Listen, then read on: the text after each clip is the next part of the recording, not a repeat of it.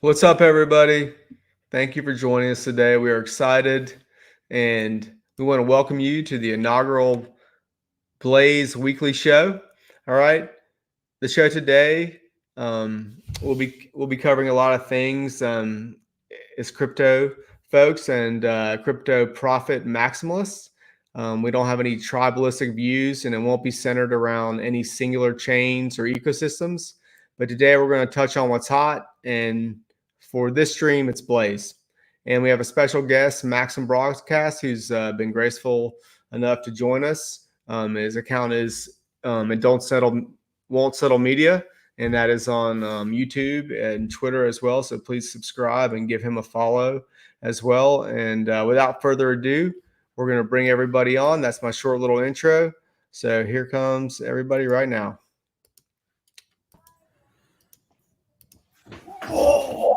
All right. Steve, how's it going, everybody? What's up? Good night. Maxim, thank you for being here. We really appreciate it. Yeah, looking forward to it. Absolutely. Yeah. So this channel is going to be our weekly updated stream that we've decided to do. And we're going to hopefully have continuous guests, and sometimes we won't have guests, and we'll make up for that. But we want to, we're cross chain. We're not maxis. And there's a lot of opportunity to be made in this new Web3 space and using these distributed ledger technologies that have come upon us. And we want to help everybody maximize their profits from that. And none of this is financial advice, by the way. So we can begin, I guess, right? Maxim, do you want to tell us a little bit about yourself since you're our guest today? Would you like to Sure. talk about it? Yeah. I've got in first into crypto in 2015. And the reason I even dipped my toe in at all was not because I thought crypto was this cool thing. It was because I wanted to learn technical analysis, and I felt like I could do that with little downside because of the low trading fees and things. But over time, I was like, wow, this is a really cool idea. And I started massively changing my approach and actually liking the thing itself. And I've tried to continue to learn and improve my explanations for how to play this game, what does opportunity look like. And it's been a very rewarding journey. And even just aside from the potential to make money at this, I feel like just for me as a person, it's been a really cool way to interact with reality. This is a crypto thing on the blockchain, but it's in the real world, and it's still the market that decides the price. And it's been a really enjoyable process. Okay. So how do you feel at this minute in time about the markets? Is it still enjoyable? Are you looking forward to the next few months? Yeah, like it, to me, the future is an unknown. I think of it as there's edges and things, and the future is probabilities. Like there's a lot of ways the future can play out that's possible it goes one way, it's possible it goes the other way, but it's probabilities of one versus the other. And it's my job, I think, to develop explanations that suggest which is more likely, and then allocate my portfolio more one way or the other. And so like when it comes to where we are, like we've had some really good returns over the last year. Some tokens are up quite a bit. There has been money to be made, and I think within crypto, there's a lot of ways to make money. There's many different, like almost unrelated ways to go about this game that can be profitable. And so, yeah, we have had a bull run. The future is unknown. Like there is risk ahead of us. There's also opportunity. And there's fundamental things that will affect our future. I think the ETFs have been, I think, very powerful. The Bitcoin spot ETFs have brought in a lot of buy pressure, and that's there. And I think it will continue to be worth watching, and I think it will affect the future. We have the potential for more ETFs with Ethereum. Those are fundamental bullish crypto narratives, if nothing else. And crypto's iterating and changing so fastly, and I think there's as much fundamental value here as ever before. And I think crypto solves some problems better than, and blockchain solves some problems better than almost any other way we've found so far. And we're on this journey to discover and iterate and improve and figure out how this is best done. And I think there's a lot of opportunity left in this, but it is crypto. It's very volatile. I don't expect that to stop. That volatility is opportunity. It's also, you can wreck yourself pretty easy. But there's risks as well ahead. And I feel like the market right now is like fairly reasonable. I don't feel like the market is euphoric. I think the market is like Bitcoin's gone up, but it seems to be taking into account some risk. And I think a lot of people in crypto are looking forward to what has happened in the past with a lot of euphoria, where we go way past what I think fundamental values of tokens are, and we start getting so optimistic and we get surprised by how good things have done that we start expecting it to continue. We're like, oh, we've been surprised by how much this has gone up. We're not going to be surprised this time. We're going to go all in. And that can only continue so long. But I don't think most of crypto is there yet. It's not a known that we will. I don't think so at all. I think we have a long way to go still. Yeah, and I think there's still some good opportunity. Probabilistically, I think, we'll go up and down along the way, but I think we've got some upside ahead of us still. Can I just ask you a quick question then on, because I know you come in the mastermind and stuff, but fundamentally you were heavily in the Hex and PulseChain ecosystem. Are you still as participating as much over there as you would have been in the past, or what ways that side looking for you at the minute? So I'm not as heavy in the Richard Heart ecosystem. I had my explanations, last year for why I was doing what I was doing, and I saw opportunity in the Richard Heart ecosystem. But I want to also, not fall in love with a story that I like and just ignore reality. I want to continue to take in information and react as I learn more over time. And I started seeing some what felt like fundamental changes in what I thought was going to be the case to what seemed with the new information to actually be the case, or it was changing a little bit. And so I wanted to react based on that information. And ultimately I decided that I was allocated too heavily in the Richard Heart ecosystem. And so I removed a portion of my investments there. And at this point in time, I think I did it pretty well. And so, and I can kind of talk a little bit more specifically, like, what did I see? Like, one observation I have on Richard Heart himself is I think he is a thought leader. I have a lot of respect in general, and I really like to pay attention to what Richard Heart says. Richard Heart is a huge reason to why I got into Hex in the very beginning. But I think Richard Heart, he's an individual, and he's good at that. He's good at being himself. And that worked really well, I think, with Hex. Hex was completed code. Hex is going to do what Hex does. Richard Heart can be himself, talk about Hex, and that's great for Hex. But when he created PulseChain and PulseX, that's a fundamentally different project where it's a layer one. And like, for the layer one to do well, you want to be, I would argue, pretty inviting. to people to come and build and try things and break things. And the same with a decentralized exchange with PulseX, you want tokens to be traded on it. And I don't know that that's really what Richard Hart is good at. I don't know that he's a good at like bringing people in and enabling them. And so I think it kind of works a little bit against his strengths.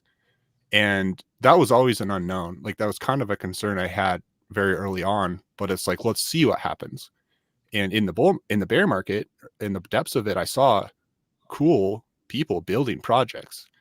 And, you know, the community is that almost unquantifiable part of the equation. You don't know what cool ideas are going to come out of the community, but the community is capable of adding extra value. And I saw that happening. I'm like, this is sweet. This is a good sign.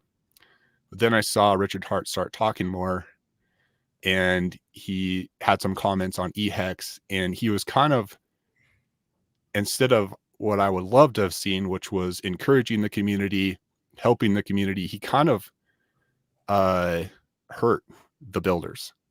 And that was not a good sign for me. And I was ultimately like, I'm gonna change my portfolio allocation because of that. I still have a good hedge in the Richard Hart ecosystem, and I'm so willing to get back in. But it is a change to what I was thinking, and then, you know, what actions I had in the future based on that. I don't know if that answers your question. That's interesting that how you were exiting, because I just brought back about 2 weeks ago on that dip. I think, did you sell just before it dipped, so you got out in time? Yeah. So so Richard Hart, basically, we don't know, but it looks like Richard Hart. His Ethereum helped pump, and actually I think it was the stables, but he helped pump Pulse and PulseX and Inc. and even Hex. And so those things were great. The community was like revitalized. But in that process was when it was kind of my intuition, like, wait, Richard Hart's talking now, and I'm seeing, kind of reading into it, but I'm seeing some things that I'm not sure I really like. And so I basically, this is the truth. We'll see over time how good or bad this is, but I sold most of my PulseX, most of my Pulse, and most of my Inc. right as, not the very peak, but right as they were rounding off. Okay. And so at this point in time, that looks like that was not a bad decision. Like, you know, I could buy back the number of Pulse and PulseX or whatever for a lot less than I sold it for. So that's cool. Is that, I'm not sure if I answered your question. Yeah, no, I was just wondering what your take is, because I like, whenever we were talking before, I knew that there was decisions like that to be made by many people. You know, I am heavily involved in the Hex, and well, not so much Hex, but PulseChain. I love what's going on over there. I'm involved in a lot of the sub communities. Obviously I'm building over there, so I kind of love it over there. But I too, look, I'm not all in over there. I have my I've been building with this project Blaze on Ethereum. I have my TitanX bags. I still believe long term that Jack Levin will pull something off with Zen and X1. I'm still stacking my Zen over there, so I have my hedges too. I just, whenever you ask you some of these questions, just want to get your take on how you've seen that, sort of what was going on PulseChain and what your decisions had been lately. So no, great answer. Thanks very much. So one other thing, just for what it's worth, to speak to the other side, the lower, this is an oversimplification, but the lower Pulse and PulseX prices go, the less risk there probably is in buying. The more the current price takes into account every bad thing, the more room there is for surprise to the upside. And there's opportunity in low prices potentially as well. Do you have a price you're looking at to buy back? I don't have a price. I'm looking at things like just paying attention to how much bad news has come out and how the market's responded.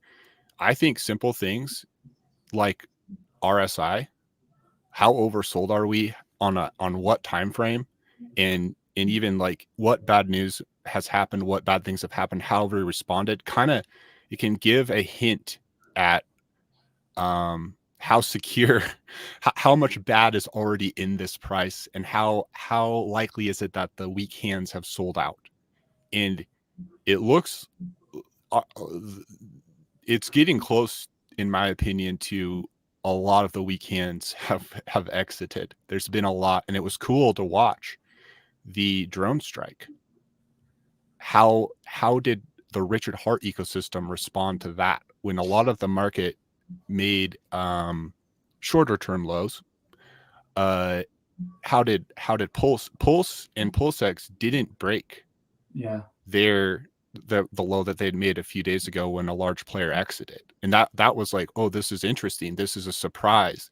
The Richard Hart market is showing me that this price is more stable with this news than a lot of the other tokens, and that can be a sign that we're close to the bottom. But that's a really good point. Yeah. So, that was an observation I had. When it ran launch those missiles, Solana went right down to 117. I was watching it and I bought right there at 125. Nice. It was almost like, so did someone think that something was going to happen and just exit? Was that why they exited? I don't know, but you're right. It just didn't respond to the price of that. Yeah, I mean, that's the cool thing about the market is it's made up of individuals. So like all it takes, especially in the lower the liquidity, the easier this can happen, but it just takes one big player to move price up or move price down. And I can't know what any one other player is going to do. Like, or one big tweet. Yeah. To move price up or down, exactly. Right? There's always that potential. And that's where, to me, it comes back to probabilities. What is the likelihood that a bottom is in, or what is the likelihood that the players are out? Like I'll allocate as best I can based on that information. Yeah, see, I play the markets very I play my strategy pretty different. You know, I decided a while back that I was gonna, every time I make a decision to react to something or change, I lose. I make bad decisions. So my whole thesis has always been to pick my core plays and just stick with them. If I'm right, some of these things have got to be right. So I've got like maybe 4 or 5 core plays, and that's it. If I make a little bit of money, because I'm heavily involved in other things, and if I make a little bit of money at them, they go and buy more of the core bags. I don't like to sell and try to buy back lower. I just like to try and make a little bit more money somewhere else and buy more and stack more. If prices are down and I made a little bit of money on something else, I can stack more Pulse. I can stack more PulseX and play that for the long term. That's kind of the strategies that I do. But I get fed up, Maxim, watching charts, and we've always been at the mercy of, and this might be me as well, but you're at the mercy of Richard Hart sometimes and what he says or does. Same with a lot of us in these ecosystems back in Jack Levin. You're at the mercy of what he decides to do day to day. Same thing has been with Jake Sharp. And I get fed up with all that, which is why I wanted to try and build my own, so that I can take some of my crypto experience into my own hands and not be constantly relying on what other people are doing. So that has been a big part of where I decided to do that around last September time. And this is where I've been putting my focus as well, is to just try and build things that whenever you launch them, they do what they say they're going to do, and that's it. Yeah. Yeah. Yes. Or one of our major focuses was Blaze is, to not change or move the goalposts. It's a set rules from the start, completely fair launch. Obviously, that's the easiest part, but there's no smoke and mirrors with anything. And we feel like that's our fair crypto principle for folks. It's just we want everyone to know what they're doing. And when you're in it, it's not going to say, there's not going to be something that comes from the left or the right that you didn't see that was going to happen, where your money that comes from blood, sweat, and tears went into and just disappears into oblivion. Right. So that was really important when we were building the tokenomics and whatnot for Blaze, I believe. Yeah. I do have a quick question. for Ali and Maxim want to throw out, because Ali's a real steady head, and for the last couple of years since I've known him, he's always stuck with a plan, done it. So that's impressive. But I do wonder, I want to throw this question to Maxim and Ali. Do you have a sell strategy in the next 6 to 12 months or 18 months? I'll go really quickly, because my strategy is just that I've got targets to sell each thing when it hits that price. I haven't actually got it exactly mapped out, the actual percentages and the numbers, but I know a figure of where I'm at, and if I get to this point, I'll be happy. I'll have maybe about 20% of my or 80% of my bag sold at a certain figure, with about 20% left to ride if I'm wrong. But if I hit that target, because I always stick to this idea, don't be too greedy. We sit here and you sit here in this crypto game and think of megabucks, 5 million, 10 million. But the reality is, okay, would you be kicking yourself? Say you did get their $5 million portfolio and you sold and you run away with 5 million. Would you really be disgusted that you didn't get away with 10? And for that, that's the way I play. I've played most things in my own career before, is that I never like to over leverage, never like to just play things a little bit safe. Yes, I take big chances, but at the same time, I don't, just don't be too greedy. There's no need to be too greedy. Would a couple of $1 million, leave you comfortable for a long time?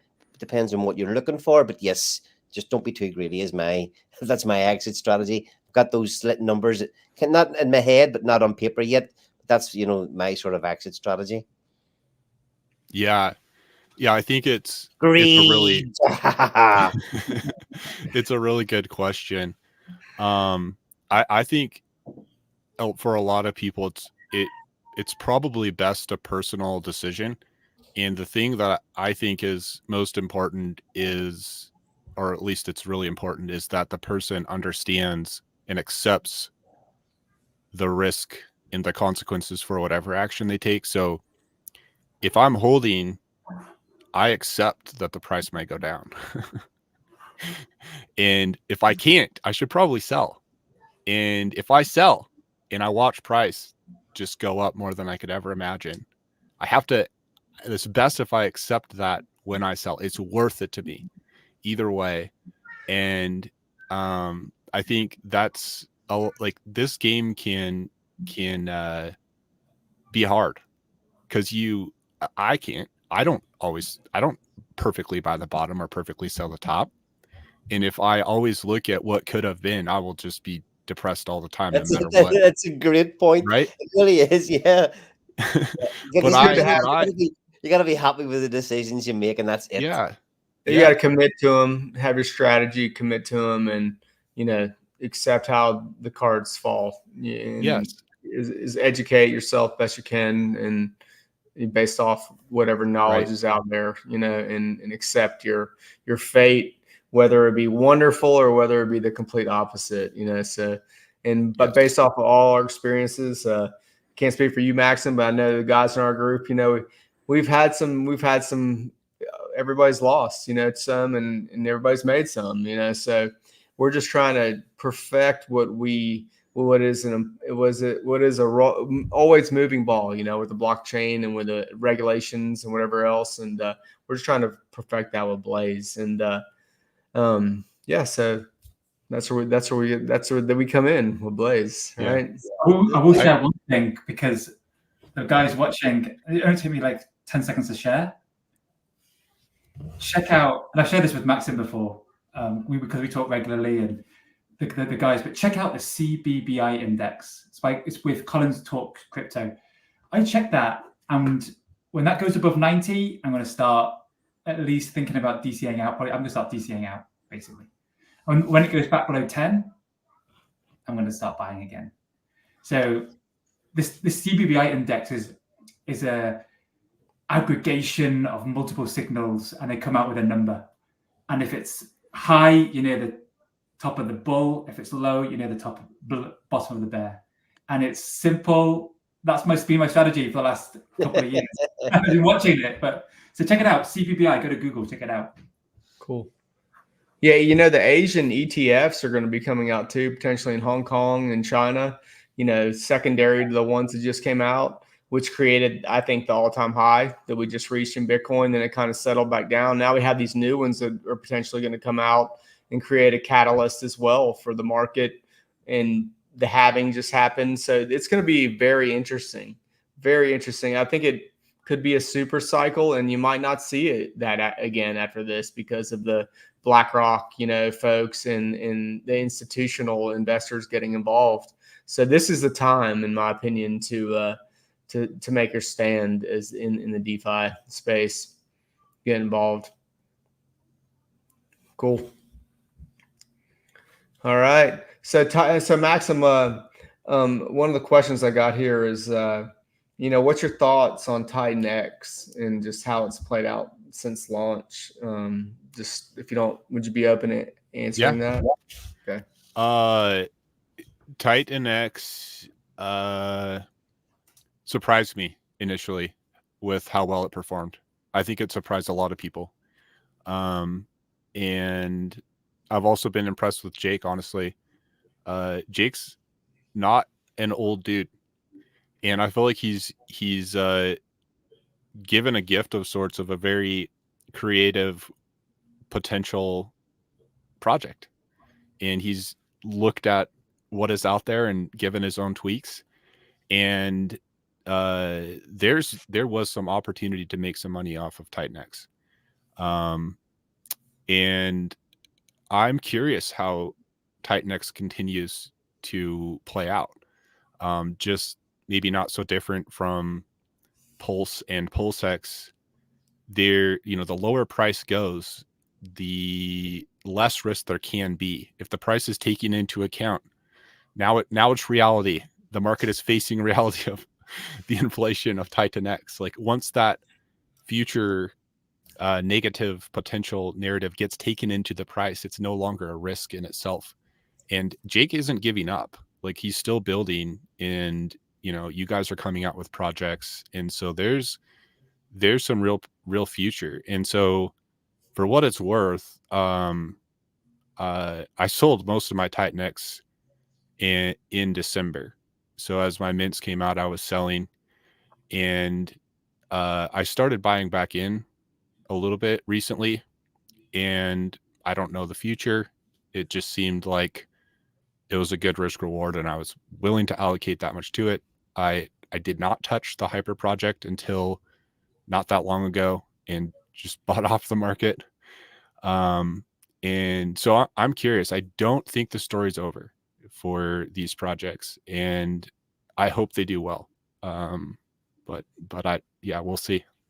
Yeah, I agree with you. It's not over, and Jake, he's in it. He plays to win, and it's been obvious. And as Ethereum rises and TitanX goes down, there's enough money in the V1 and V2 buying burns and buy the entire supply of TitanX right now. So he said that's a card that he's going to play. We have no idea how he's going to do it or when he's going to do it, and we don't want to know, but we'll see it when it happens, and hopefully it'll benefit a lot of people out there. Yeah. And we're going to help him with what we can do with Blaze, like some of the buy and burn functions that we have in there for the day 280 mechanic that we've allocated 10% of the Ethereum that comes into the protocol for that massive 11 trillion spike release for that day to help take some of that out, and so on down the line. So yeah, absolutely. Cool. Maxim, do you have any questions for us about Blaze? I think you might. And yes. This is a good time. Is this a good time? Does anybody else have any? The harder the question, the better. The hardest. All right. I love it. I love that. I gave the Blaze team some questions before the stream and realized that some of them could have been pretty harsh, and I was like, are these questions okay? And the response I got back was, everything's okay, ask your questions, tough or otherwise. And so that was cool. That's a good sign, in my opinion, when people are willing to be that open. So I don't know if you guys already have videos on this. Maybe this isn't the most valuable for the community, but did you guys want to go over what is Blaze and how does it work? Or do you want me just to jump jump right into some more specific questions. Well, I think we could probably touch on Blaze if there's anybody that is going to watch this video that doesn't know what it is. Steve, would you be open to giving just a brief overview of 2 it? minutes, Steve. You've got to keep it to 2 minutes, right? Yeah. 30 seconds. Blaze is an auction game with staking yield. Player to player using 100% ETH to participate in the auctions. Every 24 hours you get a quantity of Blaze tokens, which you can sell in the liquidity pool or stake for Ethereum yield. And there's an integrated buy and burn to help on the price. That's Blaze. Blaze is basically an auction game with yield. It's also tied to a dual protocol, Titan Blaze Wars, where it's kind of a unique aspect. We have these two things. We have Ali that we took some of his dynamics from Pulse Wars and we changed them. He was gracious enough to share some of that insight with us, and we've combined them into this NFT battle game. When these NFTs have utility, like they will in real life, when everything becomes on chain, it's a good thing for people to start to see. So they have value in the game, but they also have value in being, getting parts of the 888-day share of Ethereum and secondary market sales of what a diamond NFT could be and whatnot, if it's winning the game, right? And it's also gets an 888-day share of Ethereum. So there's some mechanics that we're just trying to open it up to all different types of users. And it's very simple, but has depth when you read the white paper and start participating. So that's a good yin and yang good thing there. So Maxim, hit us. Okay. What we'll get more crazy as we go, maybe. But let's just start. I want to know, what are you guys most excited about with Blaze? I love the Diamond Club aspect of it, and just the Ethereum payout rewards, and the fact that it's launching with no admin keys. So everybody knows their strategy going in. That's something that was very important to us. I mean, that's really one of the main things, and we're going to be able to fuel it with Ethereum and not just recycle TitanX in a way that, some other protocols are doing. We think that what we're doing is probably going to benefit them and help pull it all up. We just need to be backed by liquid gold, with what we're doing to maintain our users, give them value. That's mine. Yeah, for me, I'm most excited just about the actual aspect of the auctions and how the auctions play out.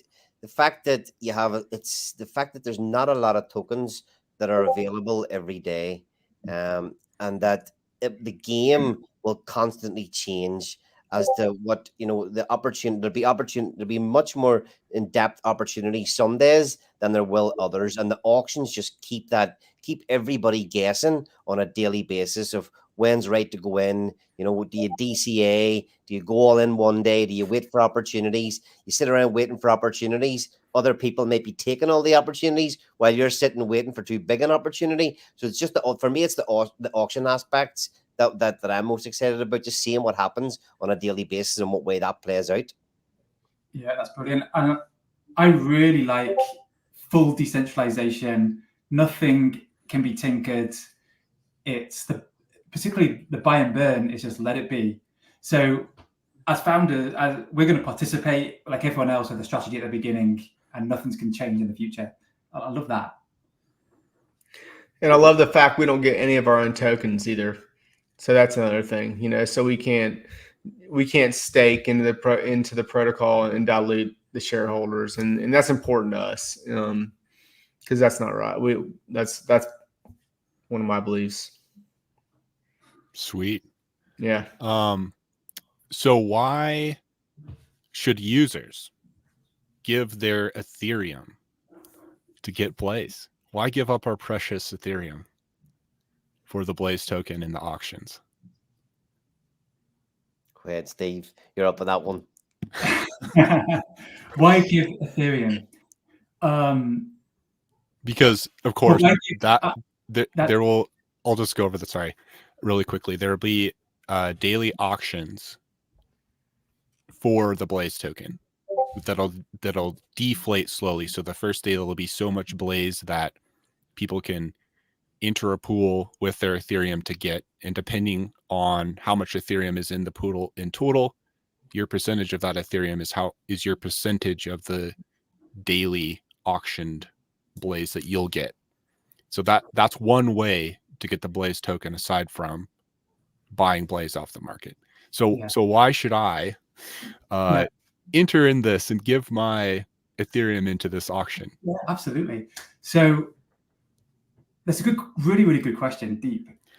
But why should I give my Ethereum to Dog with Hat or my Solana with Dog with Hat? Got these meme coins that are asking for Ethereum too.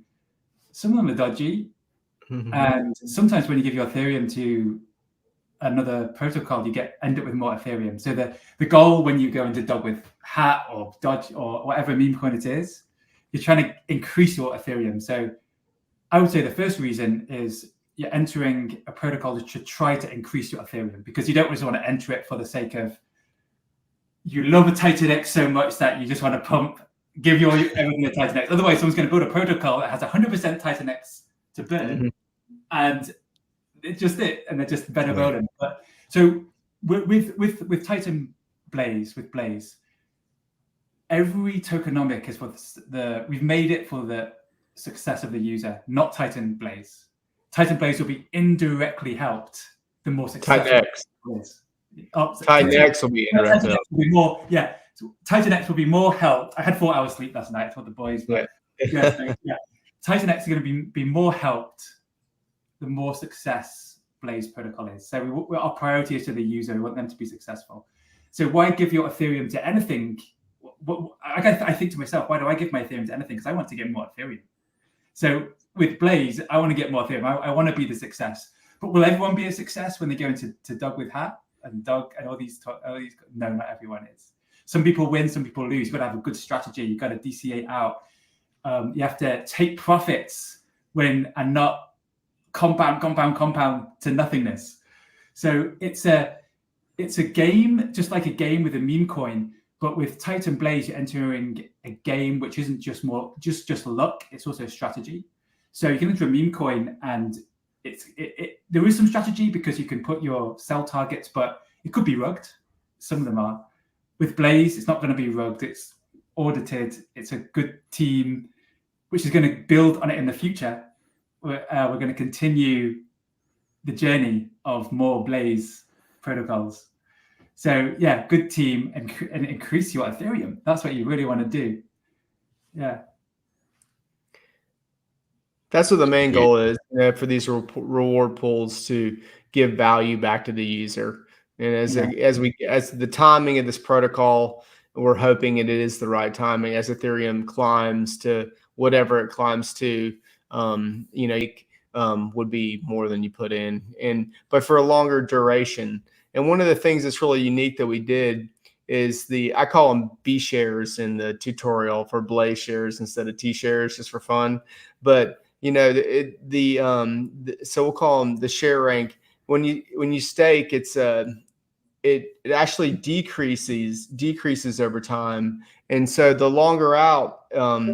So you have to stake less Blaze to get the same amount of shares as you would at the beginning, if that makes sense. Can you explain that better than me, Steve? So it's confusing, but basically it costs you less to get the same amount of a share reward as someone. So it's not top heavy, Maxim, at the beginning, like a lot of the T shares with Hex and even TitanX, super heavy at the beginning. So it disencourages future staking.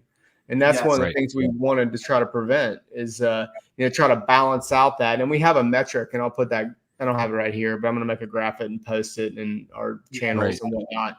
It's going to show how that crosses, and it kind of equals out for some of the people that want to come in later on in the game. That's if the token isn't, too high for them to, realistically participate.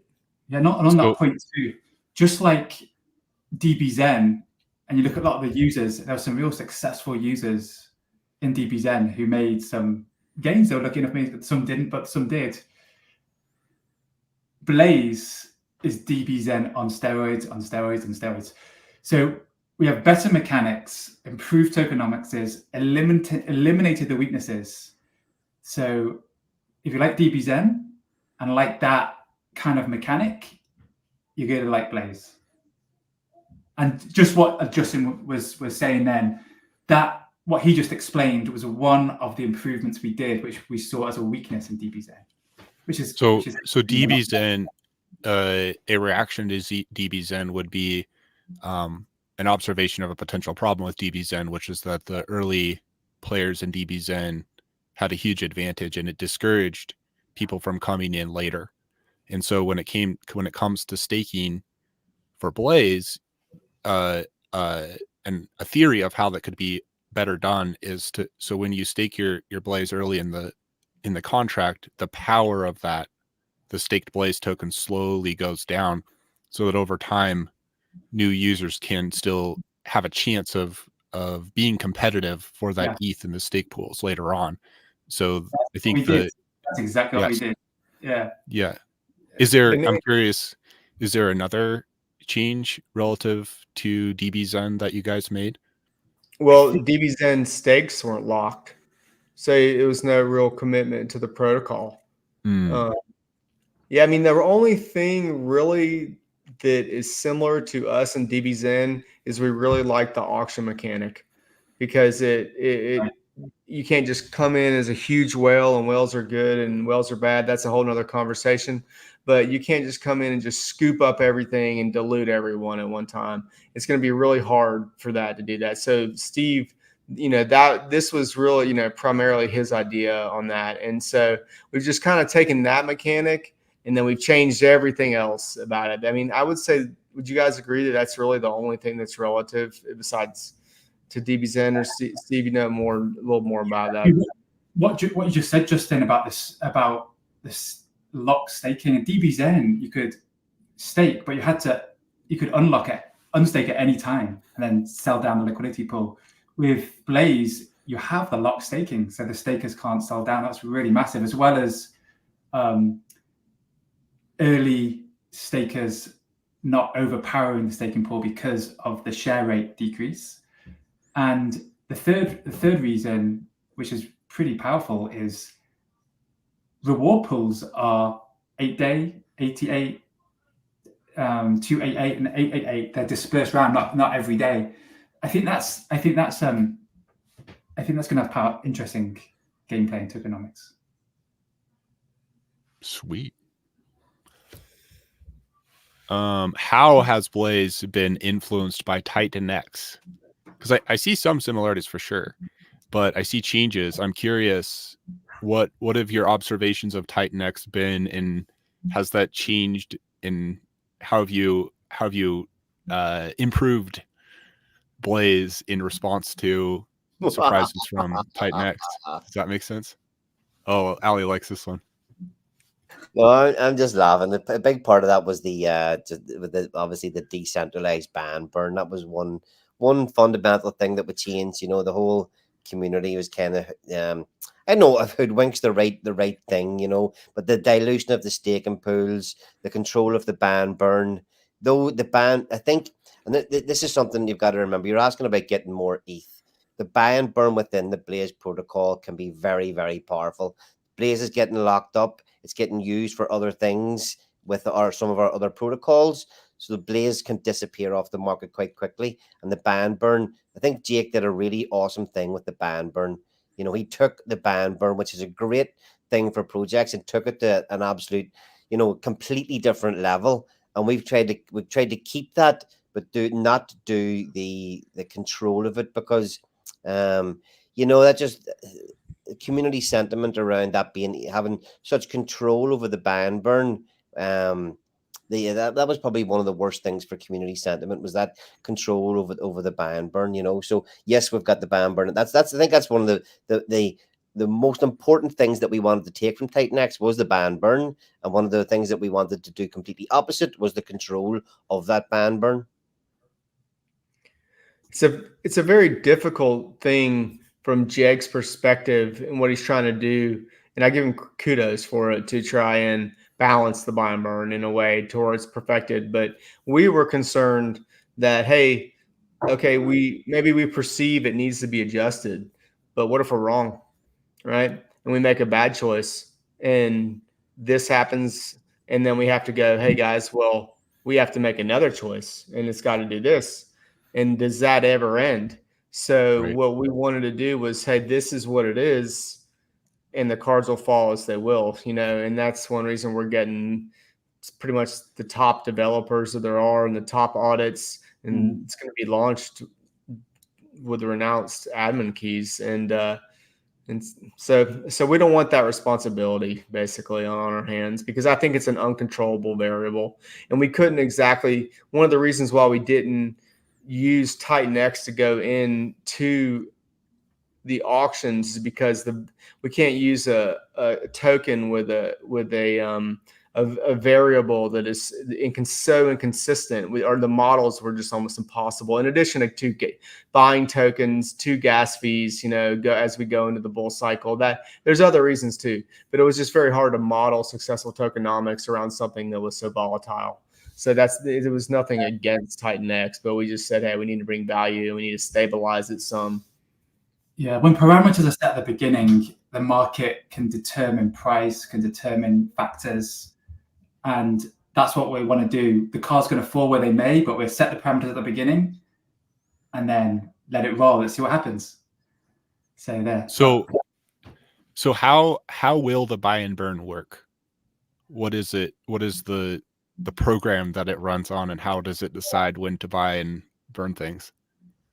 Yeah, it's really just maximum $100,000 a day, and if there's less, it's just going to be less, and that's going to be split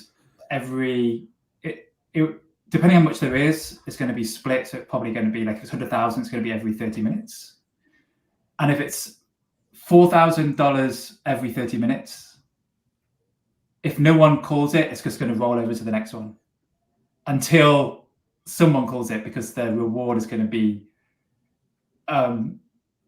useful for someone spending their own gas. So eventually, so that's the main thing. It's just going to be every day $100,000, and then if it's less, it'll be less. Any more, it's just going to roll over. So you know how much there's going to be. So it's going to be a max of 100,000 callable per day, but that'll be split up into smaller chunks. Which, did you say that might be 4,000?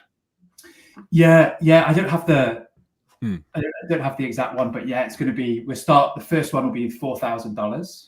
Okay. And if no one calls it, it'll be rolled over to the next 30 minutes. It'll be 8,000, and then if no one calls it, we keep going up. So that's so it could be 8,000 at a time. No. So if you have $4,000, if no one calls it, the next call is added to the next per day. Yeah, which will be 8,000. If no one calls that, it's going to be 12. And then if someone calls it, it goes back to 4,000 for the next 30 minutes. So when someone calls it at 12, does it buy with 12,000? Yeah, it's just going to boom up 12,000. Whoa. Yep. That'll be interesting. Yep. So 20% of the Ethereum that comes in goes to the buy and burns, and 10% of it goes to the day 280, and that's the bonfire parties, as we like to call them, the big massive bonfire party, were to help eliminate some of that supply wall that's coming out with TitanX. And so that'll be great. And then Steve, could you explain after how we're going to, and so once day 280 is over with TitanX, there's not going to be another 280 TitanX. So we still have this, 10% of the 20% Ethereum allocation that will be used to buy and burn and for our bonfire parties. Steve? Yeah, so these bonfire parties are parties because there's a massive amount being into the buy and burn that day, which will just be a massive bonfire and a bullish catalyst in Blaze. Just interesting because we set the parameters and let's see. It's just going to be interesting. We're spectators. How's this going to work? So, of course, on day 280, that's a bonfire is going to be lit on TitanX day 280, and then with the next one will probably be just after the 288 staking pool of Blaze. but everyone's going to know when it is, and they could be waiting for it. So day 288, we have the staking reward.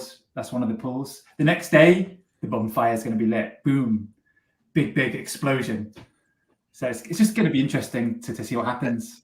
I think it's going to be 3 times a year after day 280. Is that what it was going to be? I think the rest of the burns for it. Was it 3? It was 3 or 4. We were voting on this, and we'll let everybody know. And all the dates will be public. It's not going to be anything where these are just some finalized details that we're deciding on for the best community. Yeah, this is it's 1 to 3 or something like that. Yeah, we haven't decided because no one's voted, but yeah, that's it. Okay, so for the bonfire, which is the buy and burn amount set apart for a specific day in the future, one of them being day 280, which is the way the buy and burn works is it buys, and tell me if I'm wrong, it buys TitanX with Ethereum, uses the TitanX to buy Blaze, and then it burns the Blaze. Yes. And so on day 280, the reason that's significant is day 280 of the TitanX project, there's just a ton of potential TitanX coming out that day. So Blaze is setting apart Ethereum for that particular day. Is that bonfire, is that also going to be like callable in something like $4,000 increments? It's not just going to be one big fat. Oh yeah. Just a quick one before you go on as well. We're not going to do it on day 280. It will be set to go just after. So we'll want the price to potentially tank so that the BAM burns a lot more powerful and buys up a hell of a lot more TitanX at that time. Mm-hmm. We want to go in just on day 280. When this, hopefully if there's a sell off, we can maximize the amount that's getting burned. Okay, so a little bit of a delay, but the idea is around that inflationary aspect of Titan on day 280, and it will be callable in portions, so it could spread out over time. Absolutely. Likely that particular bonfire. Okay, cool. But I didn't actually realize there's also potentially more events like that in the future where the buy and burn is stored and not immediately all callable at $100,000 at a time. A portion of that will be in the future. That's really interesting. Yeah, we only have 11 million tokens too of Blaze that'll be burned. Over 18 years. Yeah. How did you guys come to 18 years? It's arbitrary. A lot of these things that builders decide. Just this sounds good. Right. Let's see what happens. It feels good. It works well. It's an 18 also kind of tied into the whole 18 in TitanX. Yeah. It just seemed like a good thing. Like DB Zen had like 65 years. We thought, let's do less than them. It just, we didn't want it to be too short either because it just wouldn't work well for the protocol or the tokens going disinflationary too quick. So it had to, and also had to do with exactly the 8,888 tokens. As they deflate 0.08% per day. That's kind of what it ended up at is 18 years. Yeah, sometimes some people might think, they're sitting behind figuring out mathematics and all this. Really, it's just putting something together and then seeing how the cards fall, and the market's going to decide how it is. But we've, of course, all the mathematical parts in it we did for a reason, as in it was appropriate. We didn't just guess. We put a lot of thought into each aspect. But at the end of the day, you pick your parameters and then let the bird go and let it fly.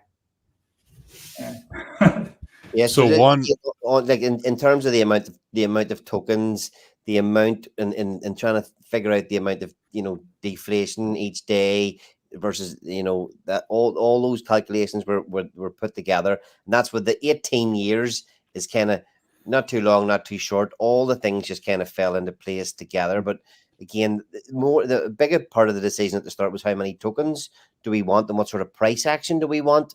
Do we want to be do we want to be playing with very, very small fractions of cents, or do we want to be dealing in dollars and whole tokens? And that was kind of part of the decisions that led to where the 18 years ended up coming from in the long run.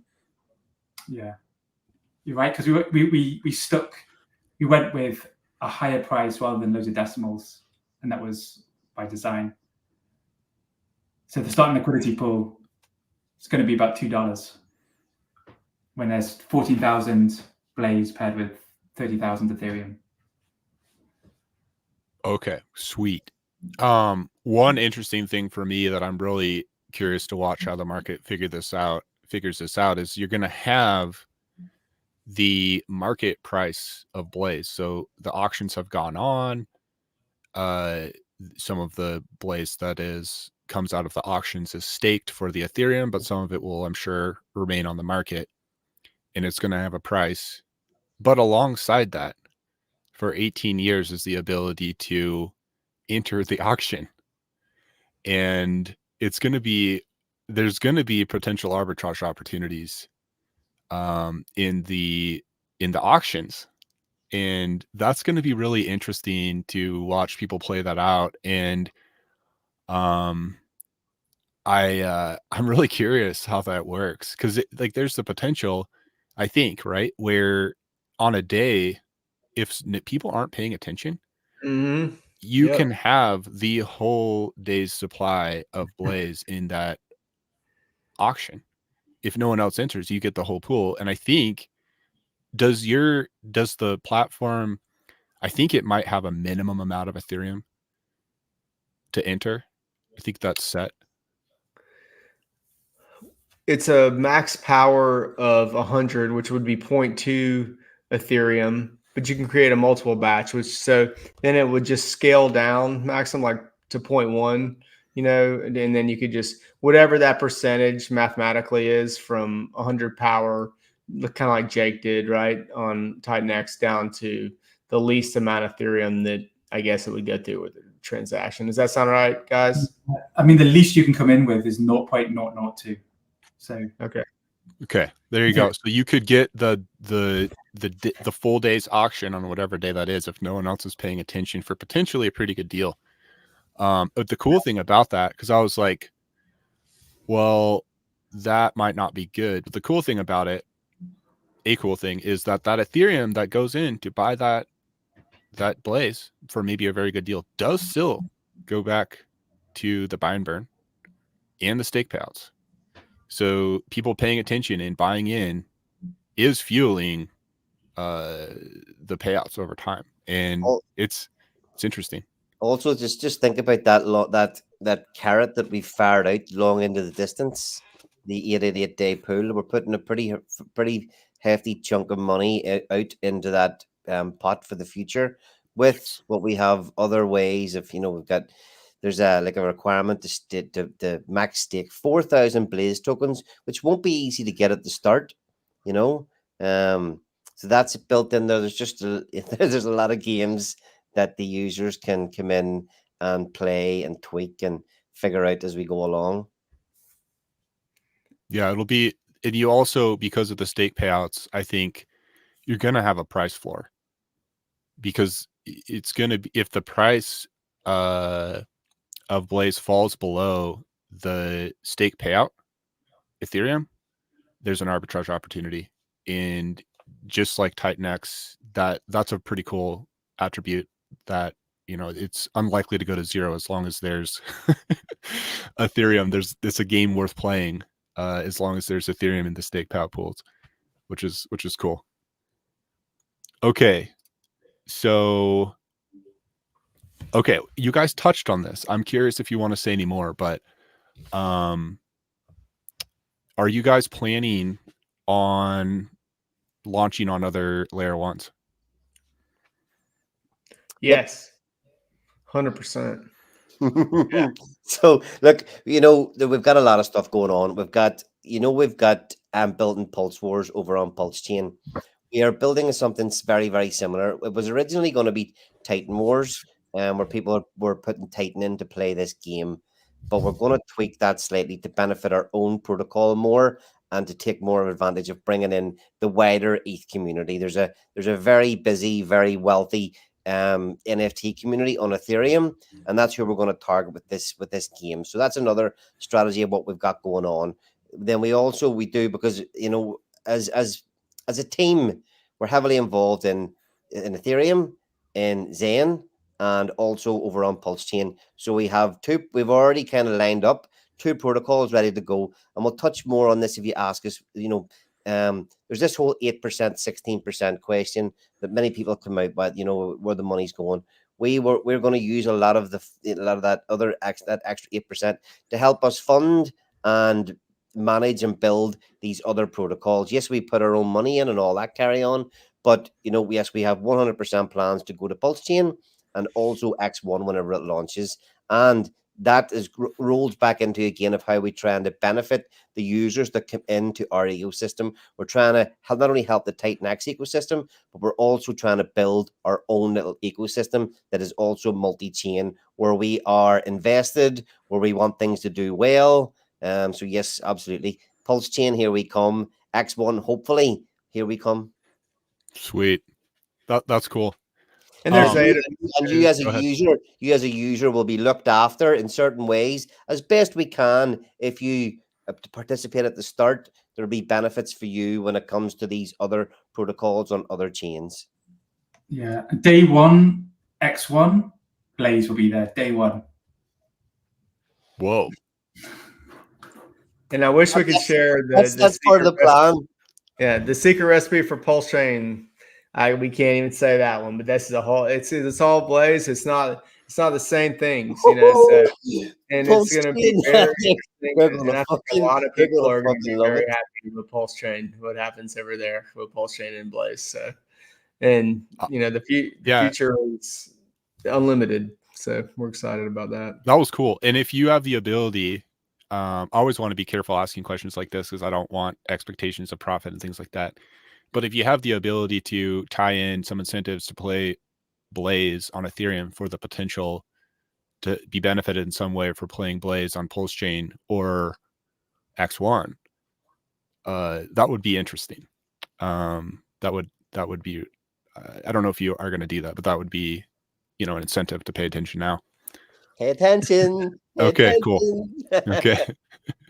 Oh, so another question, because we did just talk about Titan Wars, or I'm not sure what it's called right now. But Blaze, Titan Wars, same thing. So Blaze Wars?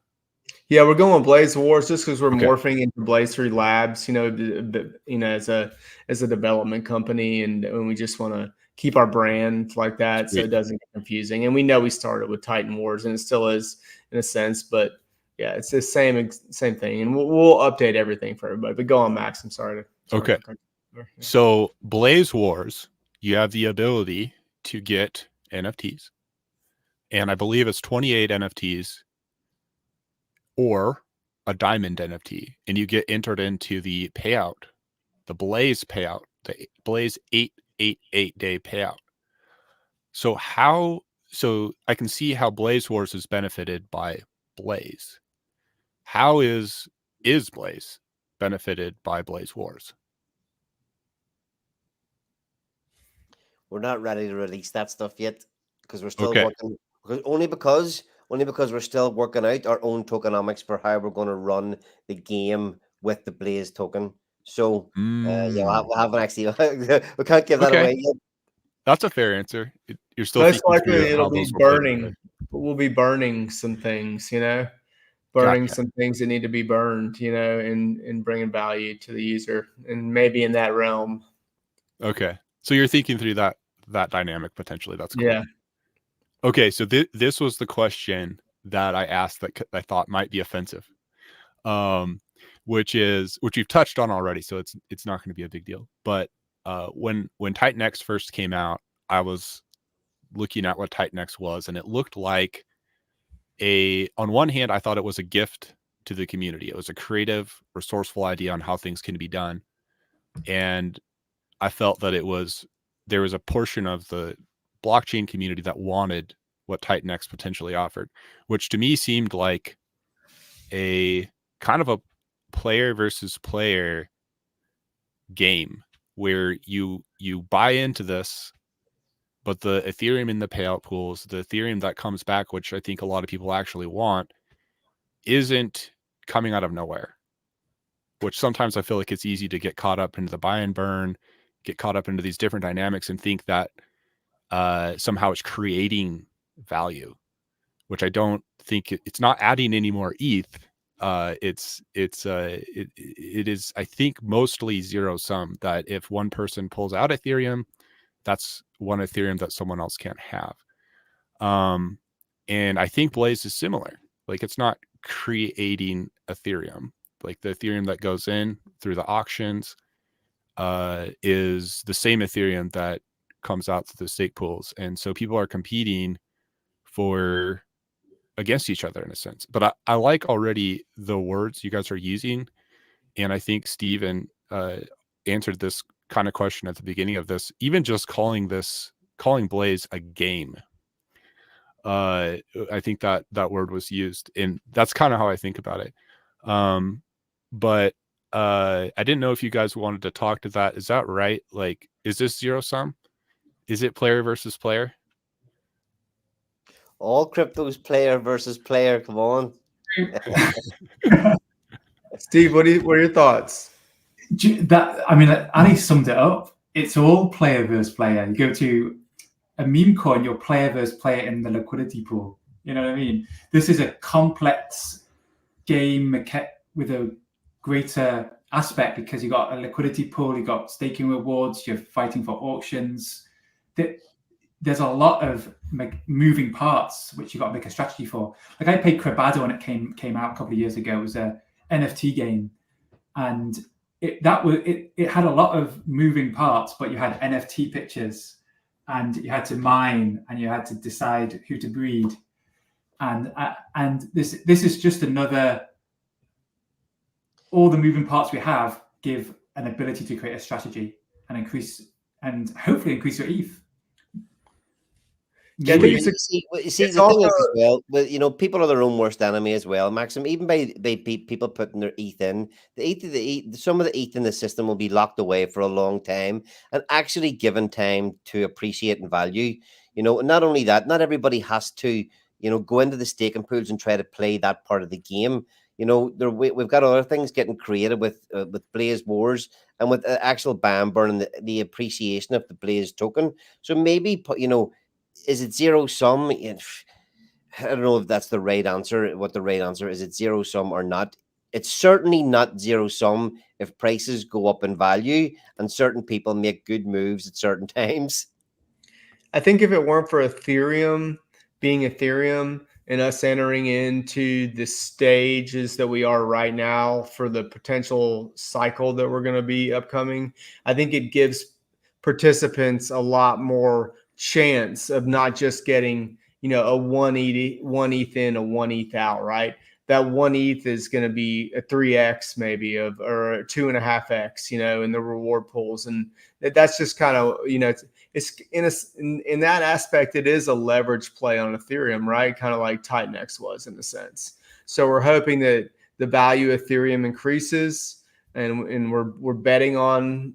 It's a smart bet that it will increase, and it'll bring value back to the users, and that's what we want. We want to bring value back to the users. We're going to be the users too, so that's it's also with any crypto too. It's like in some ways all the ERC20s are leverage on Ethereum because they go a little bit faster. Like, I never really liked thinking of TitanX as a leverage play on Ethereum. Right now, it's not because my miners are down on TitanX. So I think when you enter a project other than your main bag of coins that you're long-term bag holding, ETH, Bitcoin, Solana, you go in with a proper allocation and don't put everything in. You put everything in a meme coin. So go in with a proper allocation and play and play the game in a good way, and hopefully increase your ETH like you would in any project.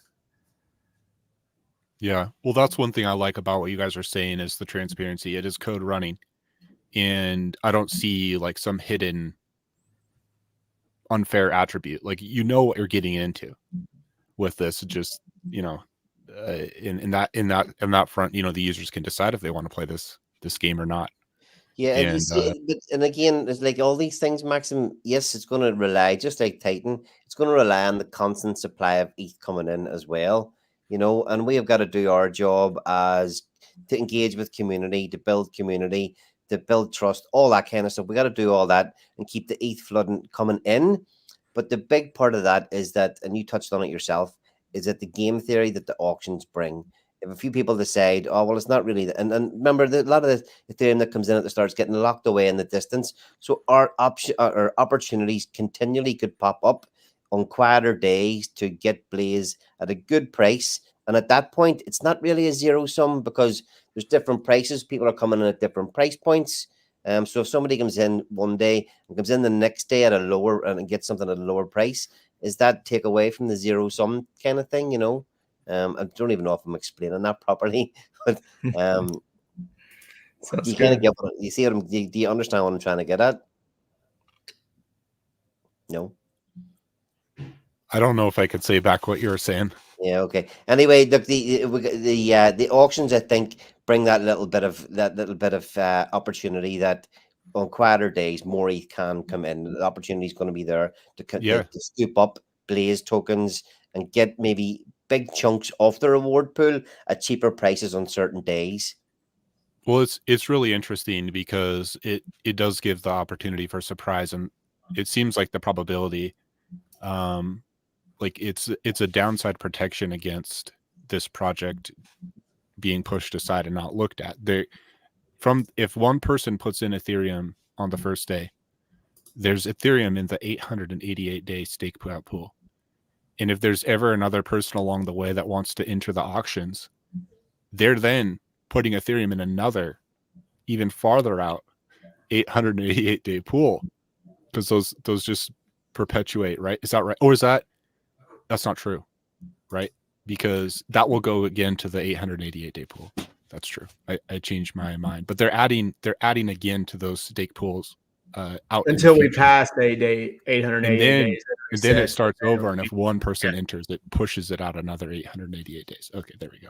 Yeah. Well, it'll be really interesting, guys, and it'll be fun to watch how this works. I think it'll be especially fun to me for whatever reason. The fact that you guys are building on other chains is fascinating, and I think it's going to be really interesting to watch. So I'm looking forward to more info and watching how this works.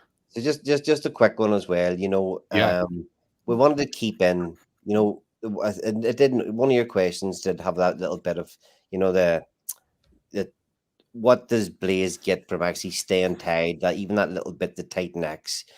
There's different choices about around that, but one of the biggest things for us is that there is already a strong community there. There's a strong community that's here that's here for a long time. You know, a lot of people are staked out to day 280. Where it goes after that, maybe it's different. But Jake's still building. The community, there's quite a strong community there, and there's a lot of, you know, we looked into how much actual money is tied up and how many people have a lot of Titan coming out in the future, or holding. There's a lot of smart people with big bags of TitanX that are, you know, waiting to see what happens with that ecosystem, and we still want to be a part of that and keep that. You know, we want to nearly feed off the community that's already there and help to benefit them and benefit us, and then hopefully as everyone's a winner kind of thing. So that's great. I didn't ask that question, but I was going to. Like, why even include TitanX in this? How has Blaze helped? And I think you said, well, there's a huge community. Well, there is a community around TitanX, and you guys, Blaze wins because you're reaching out to people that you may not have access to. You're building on the community of TitanX, so that's how you win. But in response, the gift back to TitanX is the buy and burn. For example, like the fact that you will buy TitanX off the market as a part of this project. So potentially it's a win-win.